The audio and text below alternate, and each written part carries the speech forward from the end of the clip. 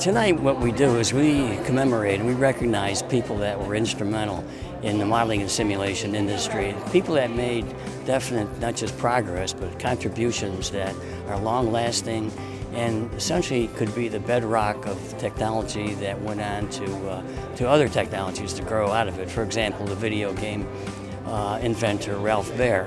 You know, it started out very simple, and now you see video games everywhere throughout society, for that matter.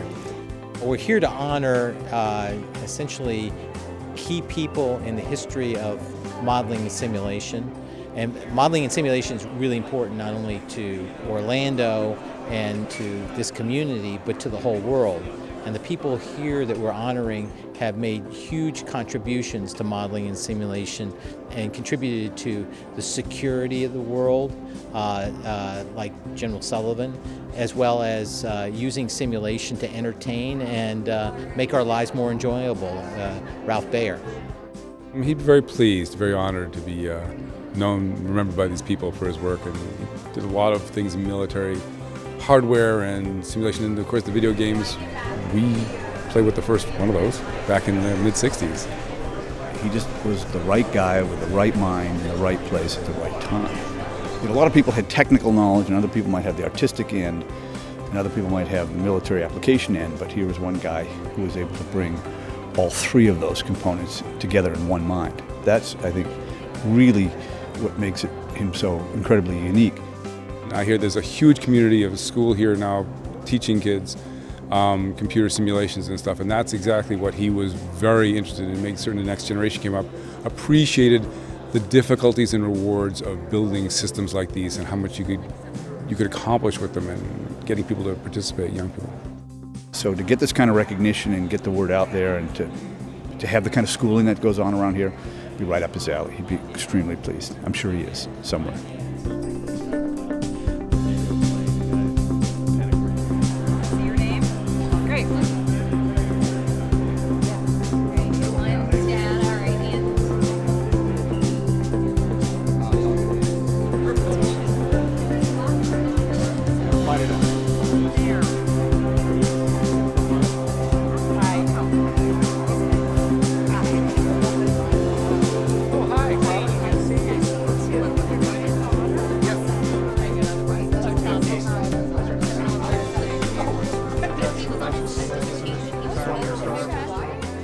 You know, he passionately believed in modeling and simulation and was convinced that it's going to be the future for defense, for medicine, just about any field that touches our lives.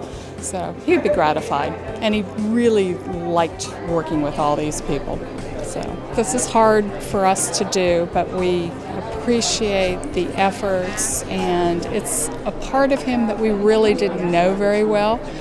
You know, he was kind of that goofy guy and, you know, daddy to his girls, and it's kind of impressive for us to hear about the contributions that he made. That's just a part of him that we really didn't know very much about.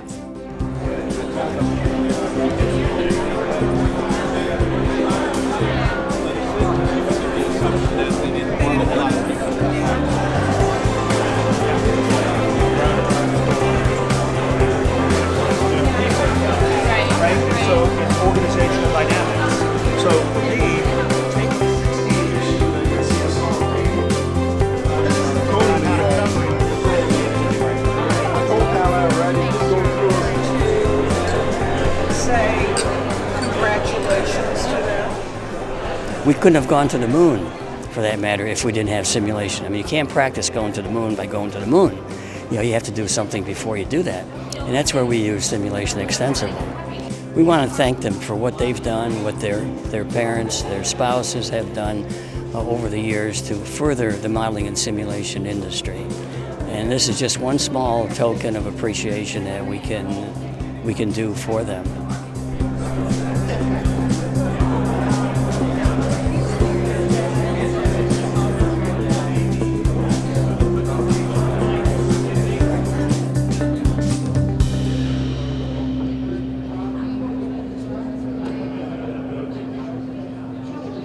Well, good evening, and first of all, this looks like church, and so we have a lot of people sitting in the back. There's plenty of seats here in the front, so please come on, move forward so you can have a good view of tonight's ceremony while I do the opening introduction. On behalf of the Orange County Convention Center, who is our host and here for the National Center for Simulation Hall of Fame, Modeling Simulation Hall of Fame, and the National Center for Simulation, we're very happy to be here for the second annual event to induct 3 deserving individuals in the Hall of Fame. Also, I'd like to say before we start, if anybody doesn't have a program, just raise your hand and we've got extras that we can get to you. So, okay. So without further ado, what I'd like to do on behalf of the National Center for Simulation Board of Directors is turn over tonight's activities to our Master of Ceremonies, our CEO and President, Lieutenant General Tom Baptiste.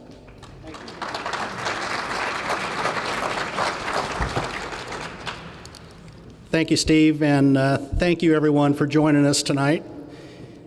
We're privileged tonight to have 18, I say again, 18 sponsors. So if you would allow me to mention all of them, hold your applause, and then we'll recognize all of them once I get through the list. But our 2 presenting sponsors tonight are Cubic and Aegis Technologies Group. Additional sponsors include the Association of the United States Army, both the national and the local Sunshine chapter, BAE Systems, Pulau, Clifton Larson Allen, the University of Central Florida, Engineering and Computer Simulations, The Corridor, Leidos, SunTrust Bank, Orange Technical College, Symmetry, R² Solutions, In Perspective, the Orange County Convention Center, and Capital Communications and Consulting. Thank you, sponsors.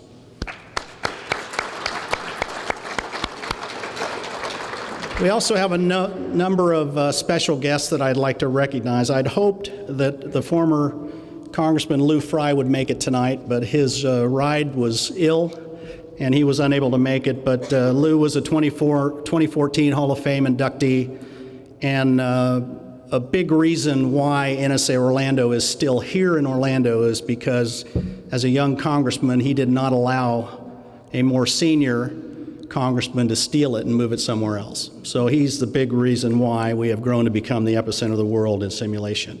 But we do have Major General Retired Carl Horst here tonight. He's representing General Retired Gordon Sullivan, who's one of our inductees. And I'll get through this list and we'll thank everybody again at once. But we also have Carol Denton. She's the wife of the former or late Lieutenant Colonel Retired Earl Denton, 2015 Hall of Fame inductee. Colonel Retired Jimmy Shiflett, also a 2015 Hall of Fame inductee. Senior Executive Service Retired Hank Okraski, who is NCS board member, long time, and is also a 2015 Hall of Fame inductee. We have Helen Miller representing Senator Bill Nelson here tonight. I expected Tom Self and Sarah Davila representing Senator Marco Rubio. I don't know if they're still stuck on 528, but I have not seen them yet. But Patrick Kelly is here representing Congressman John Mica. Cindy Brown is here representing Congressman Daniel Webster. Eric Ushkowitz is here representing Orange County Mayor Teresa Jacobs. And I hoped that Tim Lazert would make it here. Tim is the director of the VA Medical Center in Orlando. So if you are here, welcome.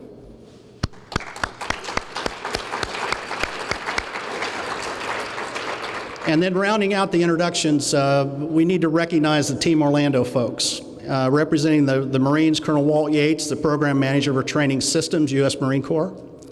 Joe Junta from Army Contracting Command, Orlando. Rob Matthews is here representing Naval Air Warfare Center Training Systems Division. Sam Fragapani's here representing the Air Force Agency for Modeling and Simulation. Captain Retired Kent Gritton here representing the Joint Training Integration and Evaluation Center. Dr. Jim Blake, former Program Executive Officer for Simulation Training and Instrumentation. And Major General Retired Bill Bond, former Commanding General for the Simulation Training and Instrumentation Command, STRICOM, which was, of course, the predecessor to what is today PEO STRI. We also have 3 former commanders of NOC-TSD. Captains retired Wes Naylor, Bill Roto-Rooter, and Smokey Robinson are all here. And that's it for the Team Orlando. So if I missed anyone that represents either an elected official or a senior member of Team Orlando, I apologize for that, but if I didn't announce your name, it's because you weren't on the list. The NCS Hall of Fame was established in 2014, so this is the 3rd annual ceremony to recognize pioneers in our industries whose passion, dedication, and perseverance laid the foundation for the multi-billion-dollar simulation industry that now calls Central Florida home. Over the past 5 decades, Central Florida has grown to become the epicenter of the world for modeling, simulation, and training, and as a result, our state enjoys an economic impact of $6 billion annually. Today's technology and applications conceived and developed right here in Central Florida satisfy the training requirements of virtually every specialty across all 4 military services. And there are growing opportunities for tech transfer, spin-off of this proven technology to a number of other segments of our economy beyond defense, segments to include education, medical and healthcare, transportation, energy, digital media, cyber defense, and serious games. And so from very humble beginnings over 50 years ago, simulation now touches virtually every aspect of our daily lives. Tonight we will add 3 more plaques to the NCS Hall of Fame Wall of Honor, which is behind me. Ralph Baer, General Retired Gordon Sullivan, and Bill Waite. They'll join the first 10 inductees from the class of 2014 and 4 additional inductees from the class of 2015. Men and women like Edward Albert Link, the father of flight simulation, in recognition of his groundbreaking inventions and contributions to military and commercial aviation training through the use of synthetic training devices. Dr. Richard Damel, in recognition of patented solutions that solve the equations of flight and incorporated controls and instruments into flight trainers to make them respond like the actual aircraft. Rear Admiral Louis de Flores, in recognition of dedicated service to the nation in training combat pilots, flight crews, and other military personnel through the development of Navy simulation. Albert Henry Marshall, in recognition of his service as an engineer, physicist, and inventor who held more than 30 patents, one of which led to the development of the Multiple Integrated Laser Engagement System, MILES, which is the technology that's still in use today across all 4 of our services. Former Congressman Lou Fry, in recognition of his leadership in Congress as an advocate for the M&S industry and its center of excellence here in Central Florida. Vince Amico, in recognition of a lifetime of dedicated service in conducting research, engineering, and systems acquisition for the Navy and the Marine Corps. UCF President Dr. John C. Hitt, in recognition of his leadership in advancing academic excellence in modeling, simulation, and training. UCF was and is the first university in America to offer graduate degrees in simulation and training. Priscilla Getchell, in recognition of her service as a member of the U.S. Navy Women Accepted for Voluntary Service, serving as a ground school and simulator instructor during World War II. General Retired Paul Gorman, in recognition of a revolutionary approach to Army training and early supporter of more use of simulation across the Army. General Retired John Jumper, former Air Force Chief of Staff, in recognition for his role in advocating and advancing development of distributed mission training and distributed mission operations. And from last year's class, Asmund S. Laerdal, in recognition of his lifelong devotion to innovative medical simulation. Lieutenant Colonel Retired Earl L. Denton, in recognition of over 40 years of leadership both in uniform and as a member of the simulation industry that directly impacted the growth of the industry in Orlando throughout the state of Florida and indeed across the nation. Senior Executive Service Retired Henry C. Hank Okraski, in recognition of his leadership and for inspiring the M&S community to reach beyond the present to deliver integrated training systems and solutions for generations of servicemen and women. And finally, Colonel Retired James E. Shiflett, in recognition of his vision and leadership that culminated in the development of distributed interactive simulation standards that had a profound impact not only on the United States Army, but also the Department of Defense and our NATO partners. So it's these pioneers that drove an evolution in the quality of simulation and made great strides in improving the realism of synthetic training. Advances that made synthetic training a much bigger player in meeting the readiness challenges across our services. So we are here tonight to induct 3 more pioneers into the NCS Hall of Fame and to recognize how each of them in their own way made contributions to advancing the state-of-the-art of modeling and simulation. It is appropriate that we take this opportunity to pause and reflect on just how far we have come. And now on to the induction ceremony. Before I introduce the first presenter, I have 2 letters from Congressman John Mica and Congressman Daniel Webster that I'd like to read.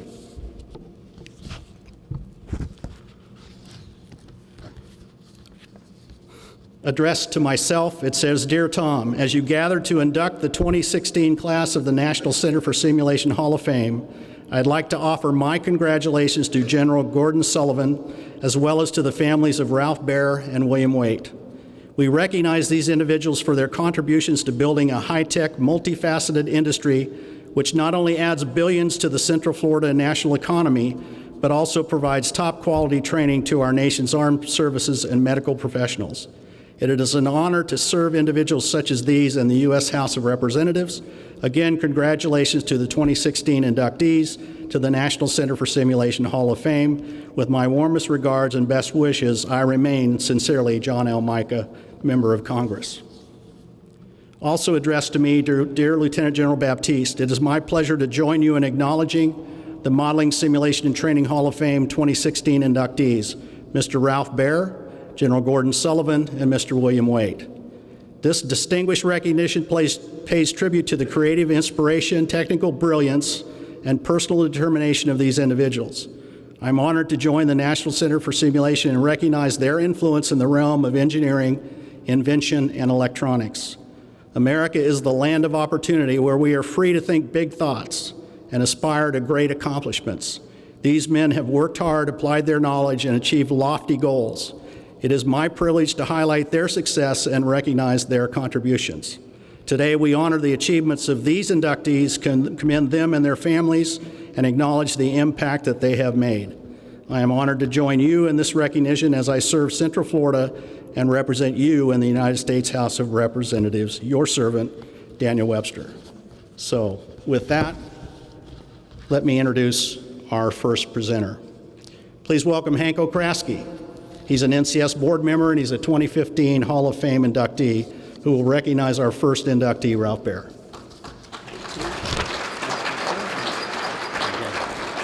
Thank you, Tom. Appreciate it very much. It is indeed my pleasure and privilege to facilitate the induction of Ralph Baer, the father of video games, into the Modeling Simulation Hall of Fame. We're fortunate in having his 2 sons here today, and his daughter could not be with us, but Mark and Jim are here, and daughter Nancy will not be here. However, we are videotaping the proceedings, and we'll make sure that she does get a copy of the video.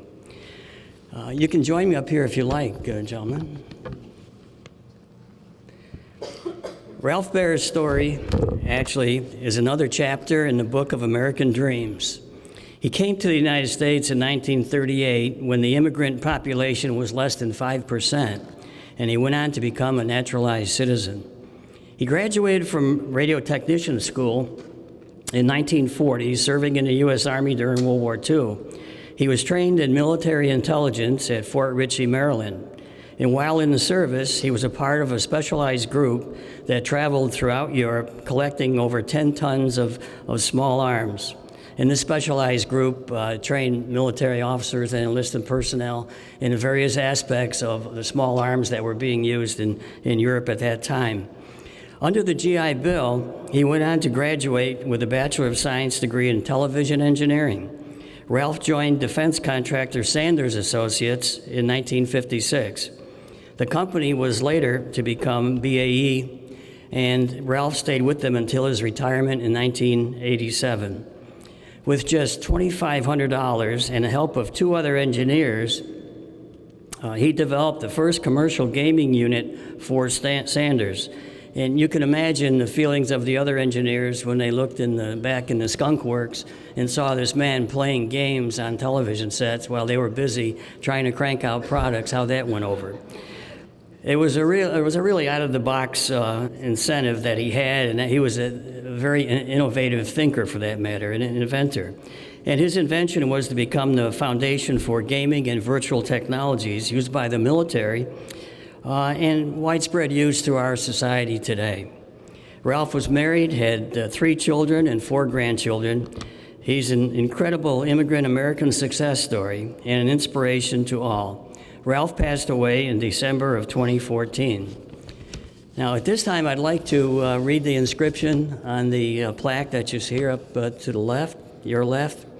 And it reads, "In recognition of Ralph H. Baer's contribution to the military and commercial video game technology as the father of video games.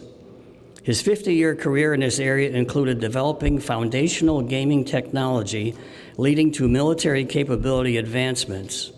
Many applications of video game technology in entertainment and education grew from his groundbreaking inventions. Mr. Baer recognized the potential of using television for more than just program viewing and developed the first interactive commercial gaming unit, the Magnavox Odyssey. His vision and creativity changed the home entertainment experience, followed closely in the realm of simulation by making television media interactive and engaging. He held more than 150 patents in a wide range of related areas and later developed and patented several hardware prototypes, consoles, and consumer games, including the electronic pattern matching game Simon, followed by Super Simon. Ralph Baer leaves a legacy of accomplishment and contribution to the modeling and simulation industry. So we thank you, Ralph Baer, and we thank you, gentlemen, for being here.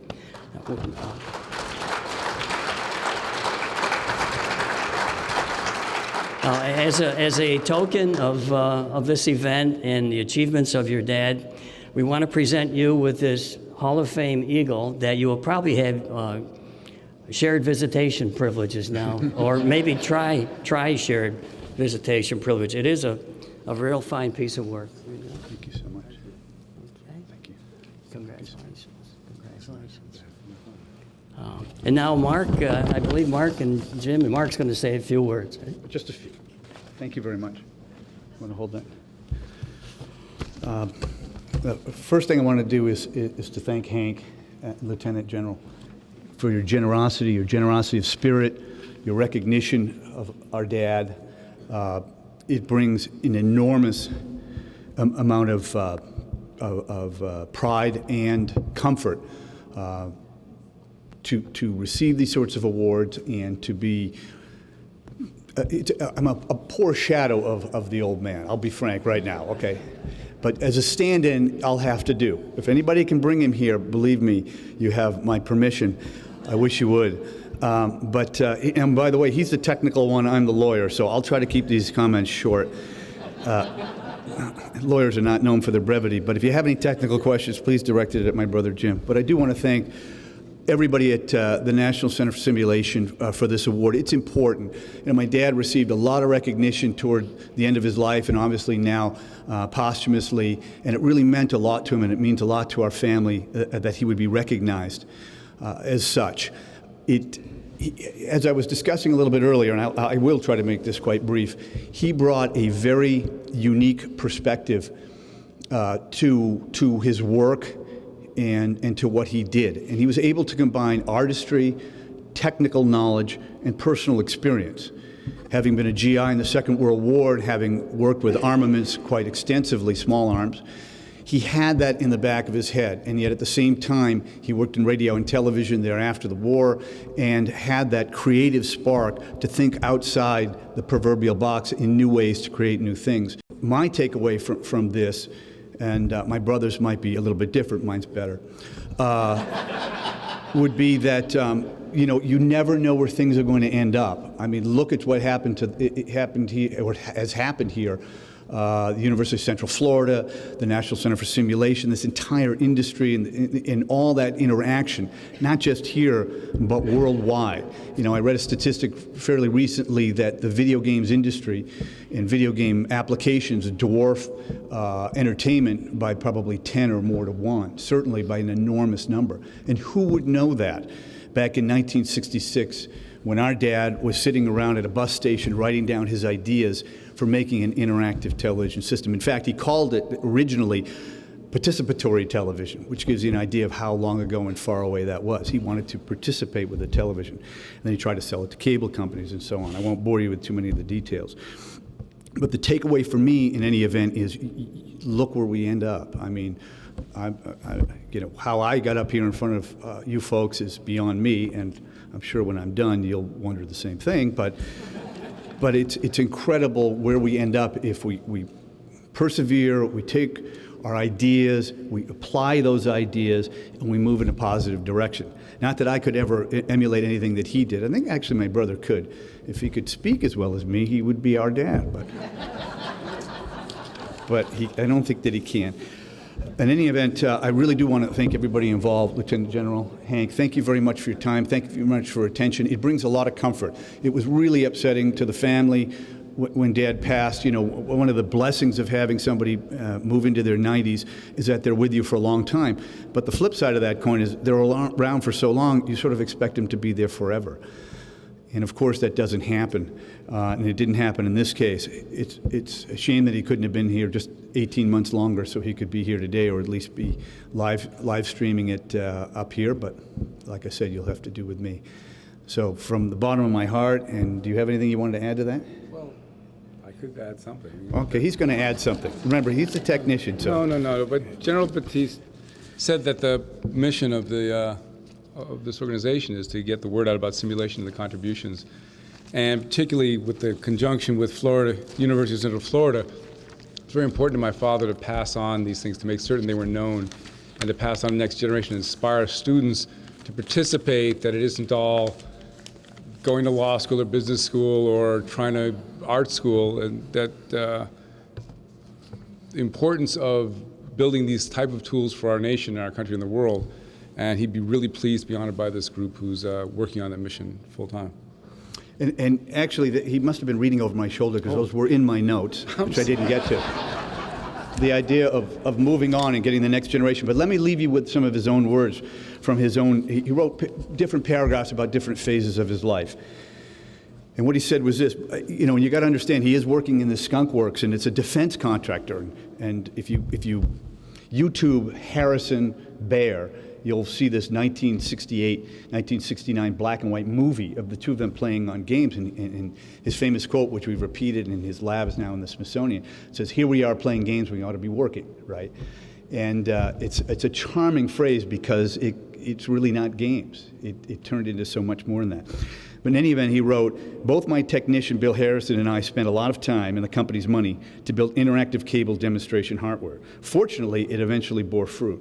And this took a long time, actually, when it morphed into interactive video training and weapons simulation applications, which became a brand new source of business for Sanders Associates, now BAE. It took another 30 years for interactive via screen to happen, again, via the cable. And so I think that point, it puts an exclamation point on, you just don't know. What starts very small can end up very big, and it ended up here today. So again, thank you very much for that. Thank you for the honor.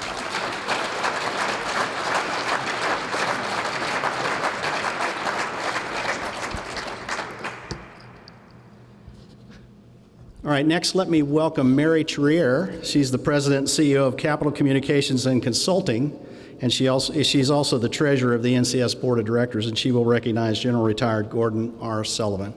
Mary. Thank you, General Baptiste. It's truly an honor for me to present General Gordon R. Sullivan, the CEO and President of the Association of the United States Army, for induction into the NCS Modeling and Simulation Hall of Fame. General Sullivan could not be with us tonight, but he sent a short video, and he asked Major General Carl Horst to accept on his behalf. We'll play the video. At the conclusion, I would like to ask Wells Barlow, the Sunshine Chapter President, and Major General Horst to join me at the podium. I also want to recognize General Sullivan's Army family in attendance here tonight, especially the AUSA Sunshine Chapter and all of our honored guests. So hopefully this video will work. If it doesn't, I'm blaming Brian.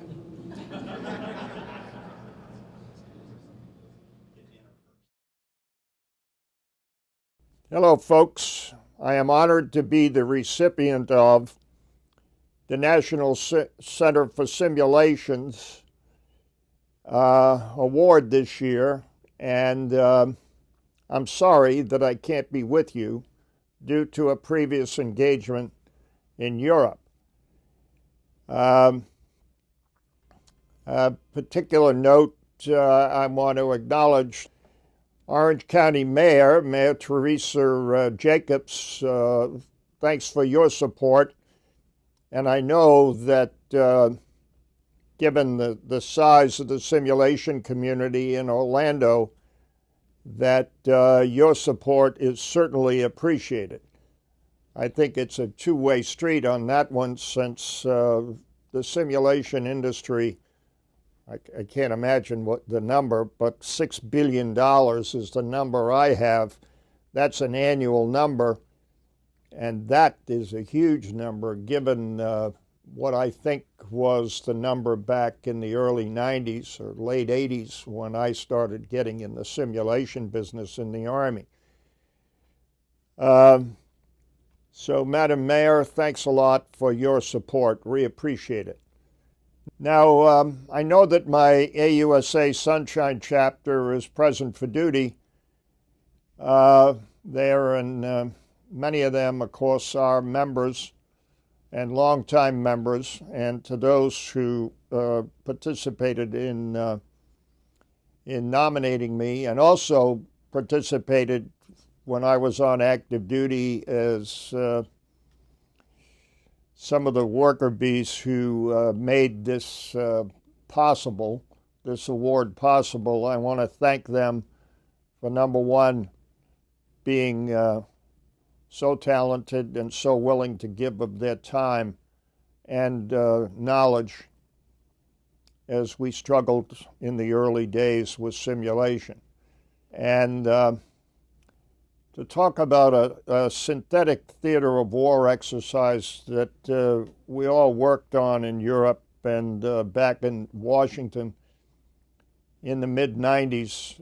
Atlantic Resolve was the name of the exercise, and it was 1994, and it was all services. It was a joint international exercise, one of the biggest that, at least up until that time, that had been run in Europe, and it was a real eye-opener to lots of people since it was joint and combined. And for me, it was the beginning of, or actually the end of a journey that started back in the 80s with simulation. I'm a great believer in simulators and simulations, and I think some of the experimentation that we were able to do because of simulators and simulations saved us lots of money. And it certainly has enhanced our training greatly, and individual and collective training, and combined, joint and combined, as Atlantic Resolve indicated. Well, anyway, folks, thanks for your support. And I'm honored to receive the award. And you can count on me to tout the need for more and more simulators and simulations. Thanks.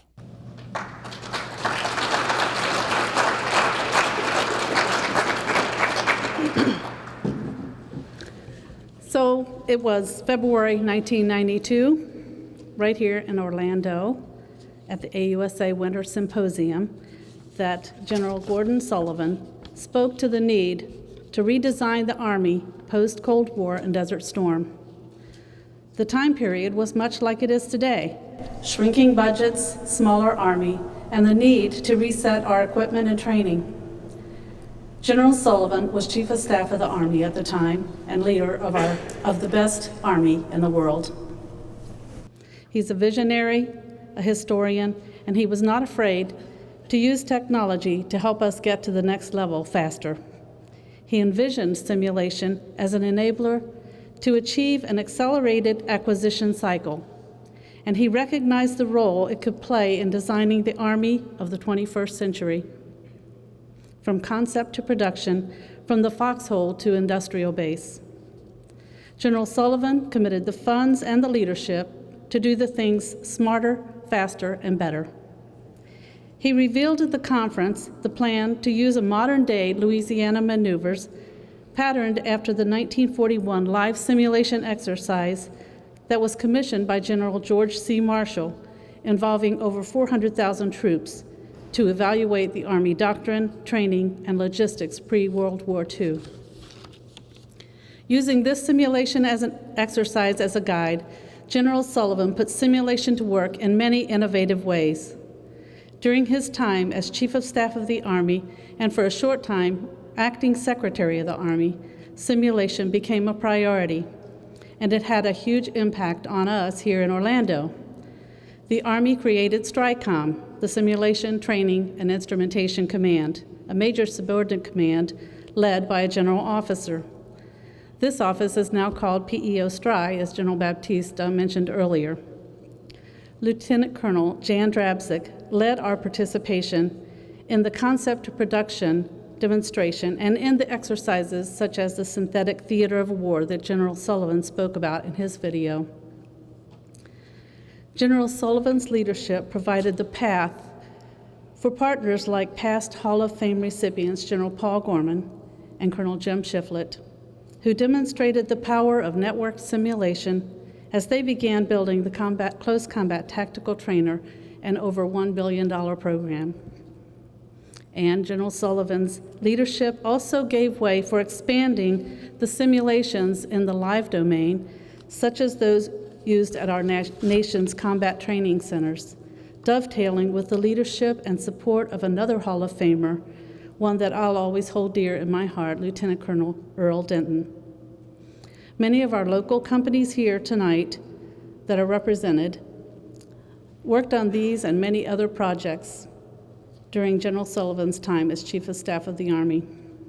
His leadership and innovation left an indelible mark on our Army and our simulation industry. In layman's terms, General Sullivan pulled out all the stops and accelerated the use of simulation throughout the Army.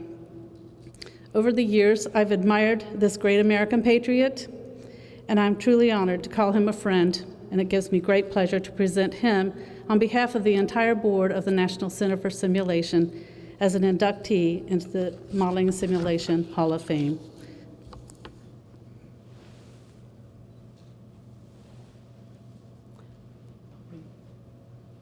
Picture.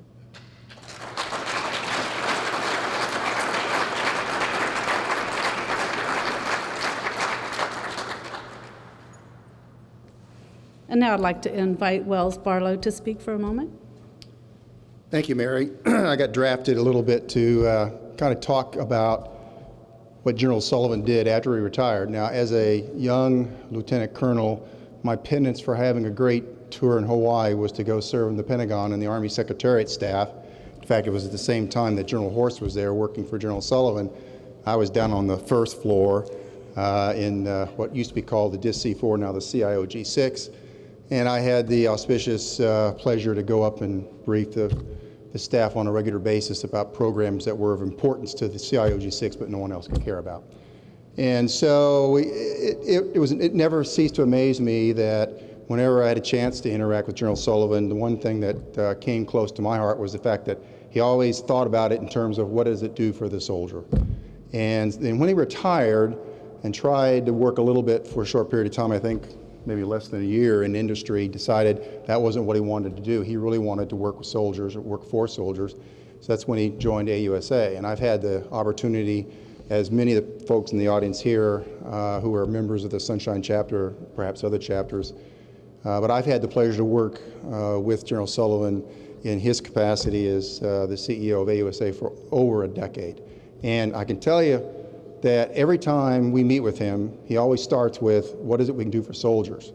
It's, voice of the Army, support for the soldiers, a slogan, yes it is, but that's kind of the way he took the matter to heart.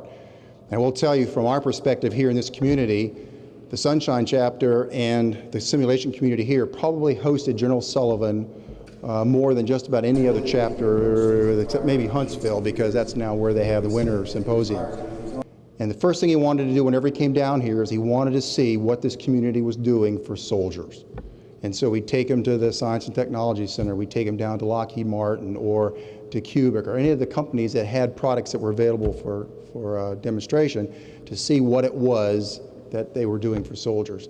And that's really the way he approached his entire 18 years with AUSA. And as he retires and moves on, his successor, General Ham, I think is going to pick up the mantle in just as good a form as he has. And so I can't think of a better recognition for somebody like General Sullivan than this award. Thank you.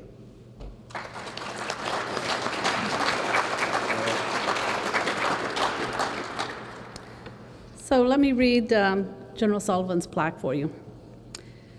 In recognition of the innovative use of simulation to design, equip, and train the United States Army, patterned after George C. Marshall's Louisiana maneuvers of the 1940s that prepared the Army for World War II, General Sullivan recognized the need to reset our Army post-Cold War and Desert Storm. The 1990s Louisiana maneuvers provided the vision and leadership needed for the next century. As the architect of America's 21st century Army, he turned to simulations as the power resource that led the transition from a forward-based Cold War Army to a force projection Army. His policies and leaderships redesigned and delivered through the use of simulation a new Army with new force structure, new tactics, new equipment, new training, that impacted the Army's focus from the foxhole to the industrial base. General Horst.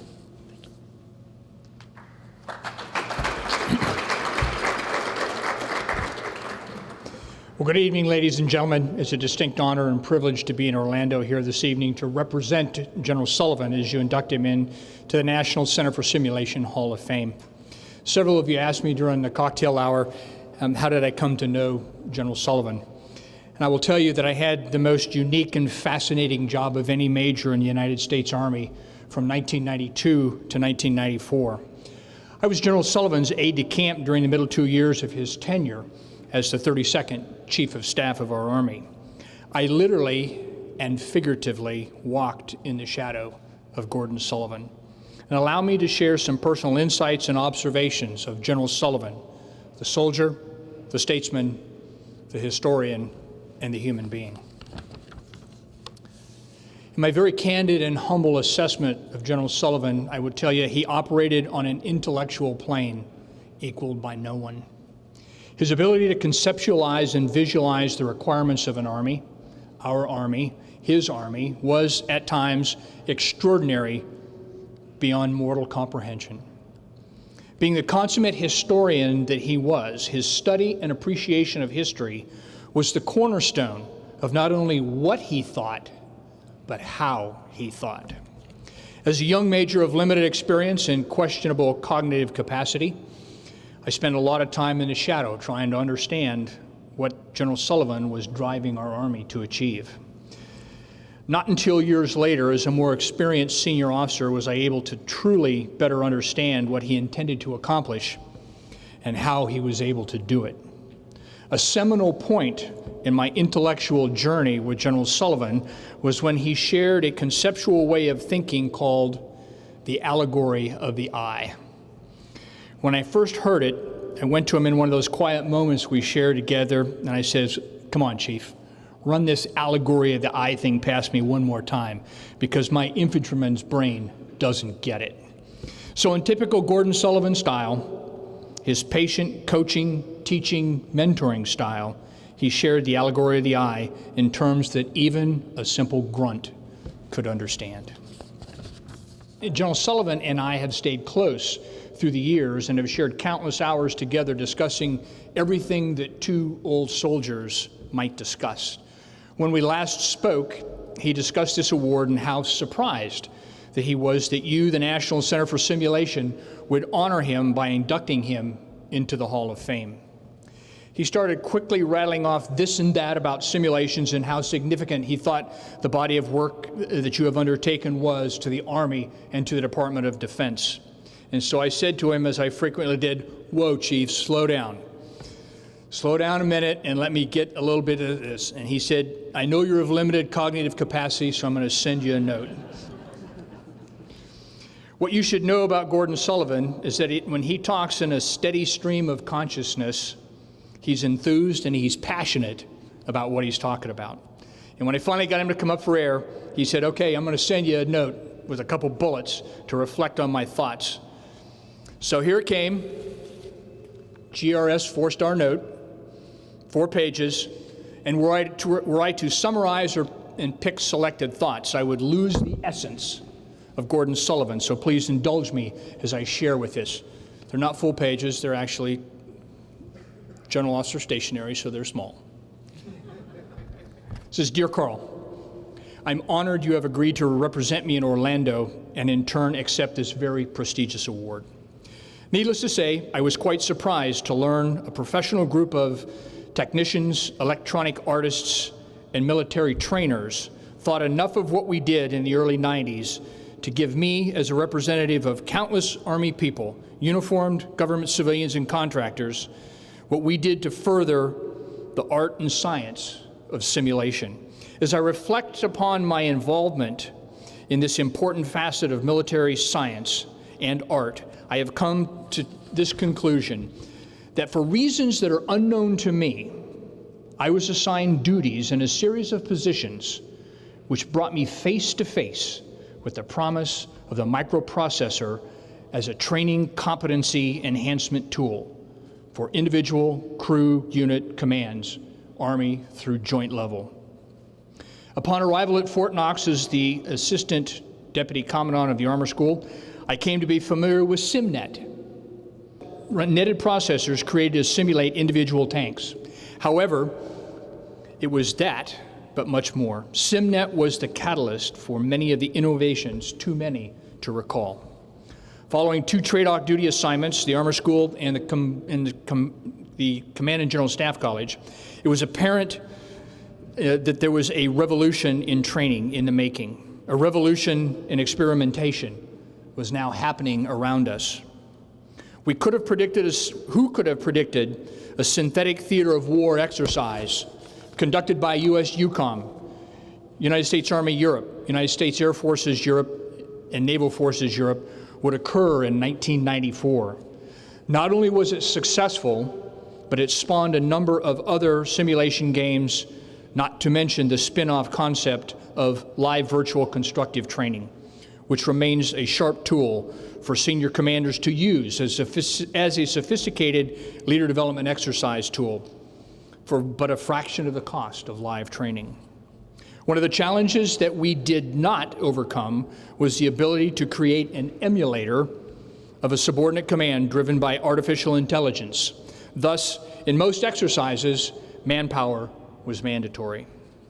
I am sure that in the intervening 20+ years has given the IT community and industry and military technicians time and enabling technology to make both simulations and simulators more demanding and more effective for the soldiers. Lastly, none of our accomplishments could have been possible without the talented and dedicated professionals. To all in the business of domain performance enhancement, I offer my thanks for this award and my appreciation of your contributions to the readiness of our armed services. So those are Gordon Sullivan's words, stream of consciousness. So I'd like to share one more thought We talked a lot about what he did in terms of simulations and as a leadership. I want to share a final thought about the man that you have inducted into the Hall of Fame. In the 2 years that we served together, and I use the word together deliberately, he never made me feel that I was a subordinate or some kind of an indentured servant, although an aide-de-camp can be just that in the hands of the wrong general officer. In the 2 years that we were together, we traveled to 65 different countries, traveled over 300,000 air miles, and did PT, physical training, in the great cities of the world. No one spent more time with Gordon Sullivan than me, as both our wives would frequently point out. People would frequently comment on the unique and great job that afforded me the opportunity to see the world and learn about our Army. And many would ask, what is your fondest memory and experience as General Sullivan's aide? And granted, all that I saw and experienced was certainly life-defining and enhanced my professional development, but the fondest, most defining memory is of Gordon Sullivan, the man. The man who treated every soldier, regardless of rank or their station in life, with the same degree of dignity and respect that he treated his fellow 4-stars. I've never encountered an officer that could do that. Please accept my congratulations to you, the National Center for Simulations, for inducting a true pioneer and visionary in the art of simulation, but also for inducting an extraordinary soldier, senior leader, and a truly exceptional human being.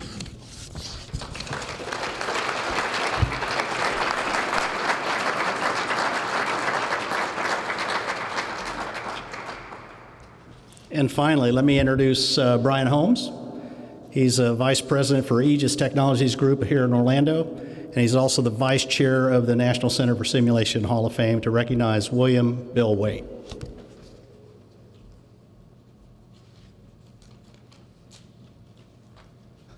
Hello. Welcome. All right, I'm here to talk to you about a great man that I worked with and loved, and I'm going to try not to tear up when I give this speech because Bill was a unique individual.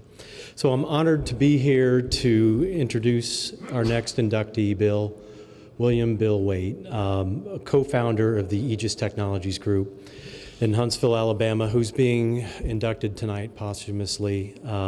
He is greatly missed. I would like to introduce his wife and daughters that are here with us tonight. Katie, Portia, Emily, thank you for coming.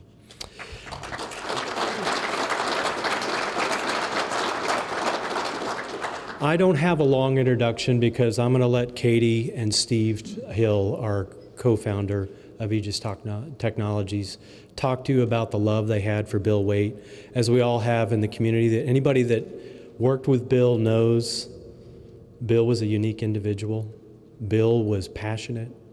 Bill was protective of this industry and the technology and the standards that he felt were the glue that bound this industry together. So, Katie, would you join me up here? I had the honor of working closely with Bill for 6 years and have seen firsthand that passion and dedication that he had for the modeling and simulation community. It's been nearly 10 months since Bill passed, taking a loving husband, a dedicated modeling and simulation warrior, and a good friend from us. But his foundational work on simulation standards, certification, and other M&S activities are critical to the defense of our great nation. I'm wearing this tie tonight in honor of Bill. Those of you that know Bill know that one of his, wrong color, I would not insult him by wearing his tie, but one of his trademarks was a striped blue and red tie. He wore this almost fanatically. In many ways, that tie is a visible reminder of our community to Bill's commitments to the consistency and interoperability that are now feasible because of his work on M&S standards. So, would you bring the trophy up here and then we'll read the inscription on the plaque. Well, thank you. I should be taking this. Thank you.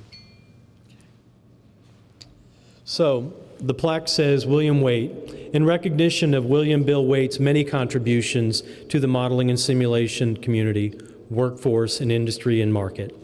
Over a profession spanning 5 decades, Mr. Waite was instrumental in the invention and evolution of M&S technologies, practices, standards, impacting a broad spectrum of M&S programs and activities, including simulation technologies evolution, simulation systems development, simulation verification, validation, and accreditation, simulation-based studies and analyses and systems engineering, and the development of hardware and software products supporting modern modeling simulation and practice. The M&S community had no stronger advocate. His colleagues had no better friend, and his employees at the Aegis Technologies Group had no better mentor. Bill Waite leaves behind a strong foundation of practices and standards that will impact future generations of the modeling and simulation industry. So I'm going to let Katie talk a little bit before I introduce our CEO, Steve Hill, two people that loved him dearly. Thank you.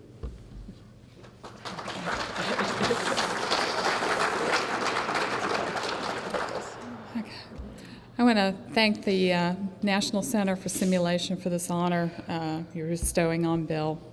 As most of you realize, that modeling and simulation were Bill's passion, and he would have been deeply grateful and humbled by this recognition of his efforts and leadership. Bill championed modeling and simulation with the conviction of somebody who was absolutely certain of himself and his ideas. You may not be familiar with a cartoon called Pinky and the Brain. It was one of his favorites. And he related strongly to one character. At least once per, well, first of all, Pinky and the Brain were rats that lived in the ubiquitous Acme labs. And at least once per episode, Pinky would ask Brain, "Gee, Brain, what do you want to do tonight?" And Brain would put his fingertips together and say the same thing we do every night: take over the world.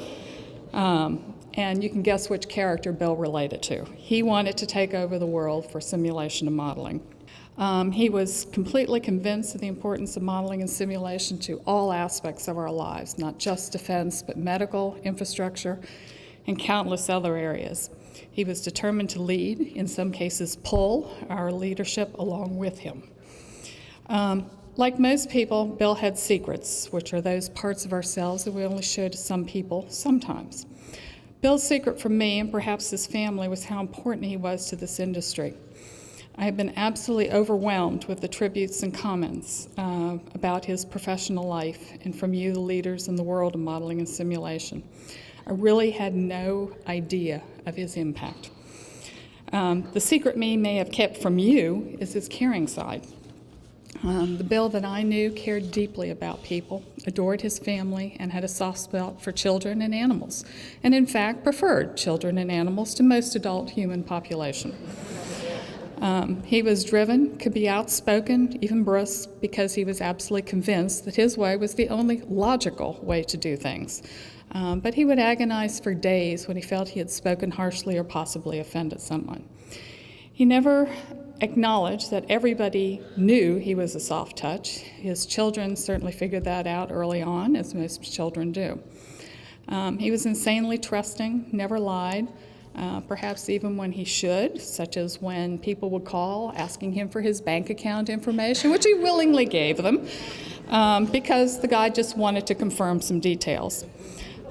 He loved learning, and no subject was too esoteric to spark his interest. He loved sharing his diverse interests with other people, and those of you who have ever expressed an interest in a subject had within a few days received books, tapes, and the complete lectures of Feynman. You'll know what I'm talking about. Life with Bill was never dull, and we miss him greatly. Yeah, thank you.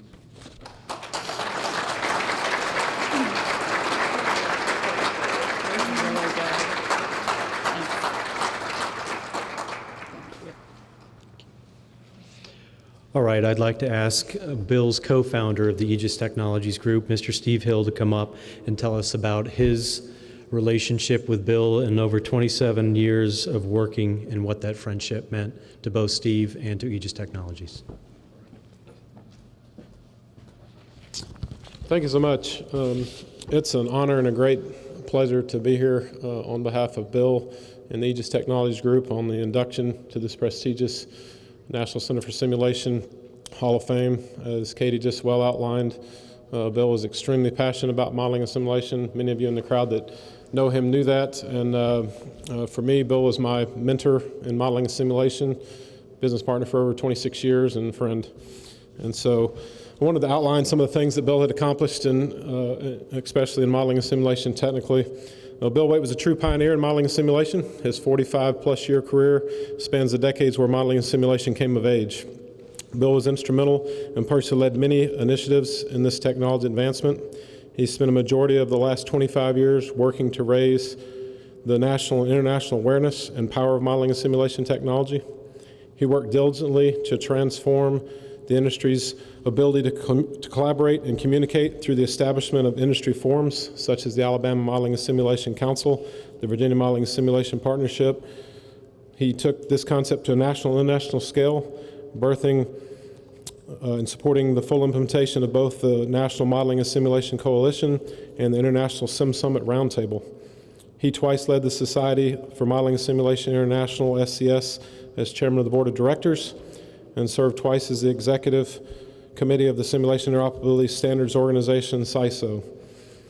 Bill was active in the National Training and Simulation Association, NTSA, served the National Defense Industrial Association as a member of its Board of Trustees, and was on the Economic Development Partnership of Alabama Foundation Board of Directors.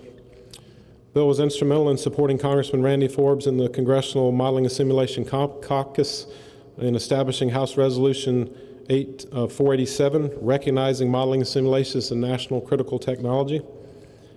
When an initiative involving lots of people and organizations to establish a modeling and simulation NAICS code failed initially, Bill, as Katie described, got more involved, doubled his efforts, and led a second attempt to establish a much-needed federal procurement designation for the M&S industry.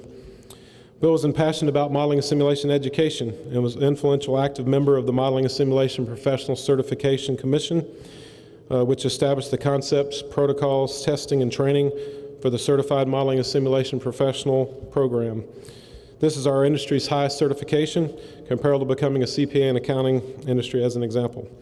Bill also worked diligently in advocacy and support in the establishment of master's degree and PhD programs in modeling and simulation at several major universities, to include the University of Alabama in Huntsville, University of Central Florida, Old Dominion, and the Naval Postgraduate School, to name a few. Bill passionately and selfishly believed that a rising tide raises all ships, and through that increased awareness and application of M&S skills, tools, and technologies, the aerospace industry, DoD, and other government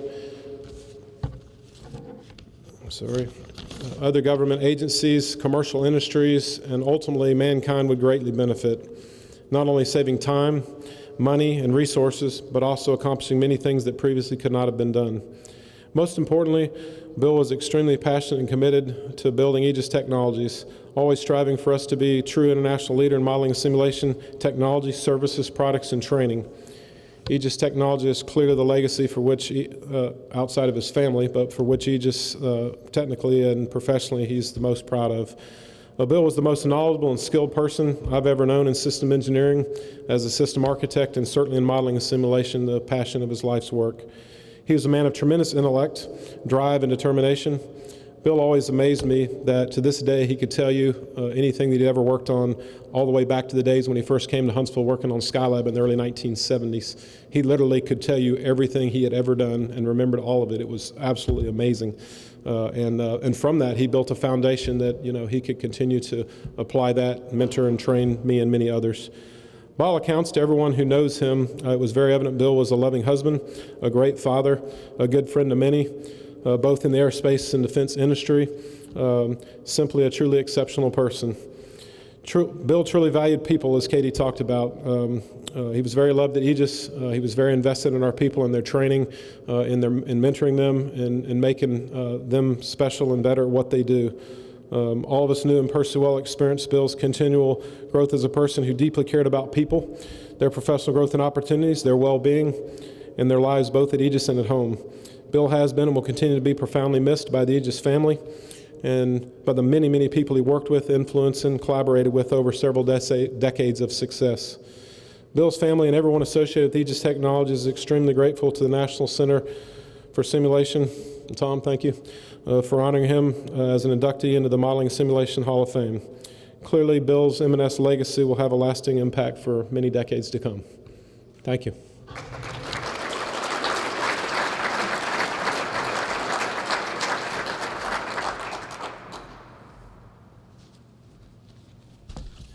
Well, thank you. Before we adjourn back to the restaurant, let me just thank some people that helped make this all happen tonight. My team, George Chiros, the Chief Operating Officer of the National Center for Simulation, and Carla Hoskins, my Executive Assistant. Your videographers are Ron Fleming and Lee Foraker. Your photographer is Jason Hook.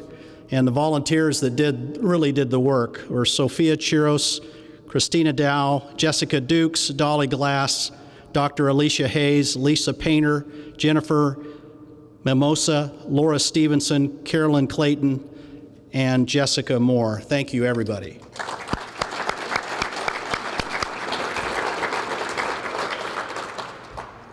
Late this fall, we'll be reaching out to the community for nominations for the class of 2017. So now is the time to start thinking about who is it that should join the people that are behind me on this wall of honor for that class of 2017. And I would also like to remind everybody that on the 22nd of September, the National Center for Simulation, in partnership with the Orange County Mayor, Teresa Jacobs, will co-host the second annual Florida Simulation Summit. I'll remind you the purpose of that is to explore applications of simulation beyond defense. So it's not about defense. We know what we do in support of the warfighter, but what about medical and healthcare and manufacturing and homeland security and the many other applications that I talked about earlier. So join us here on the 22nd of September. For the inductees, the corporate colleagues, and family members, the photographers, the videographer will be here after this. If you'd like to have some more pictures, we have the boxes for the crystal eagles, if you'd like to wrap it up and protect it as you get ready to leave. If you're not going to go back and join us in the bar, please drop your name tag here. They're recyclable. So if you would do that, that would help us out.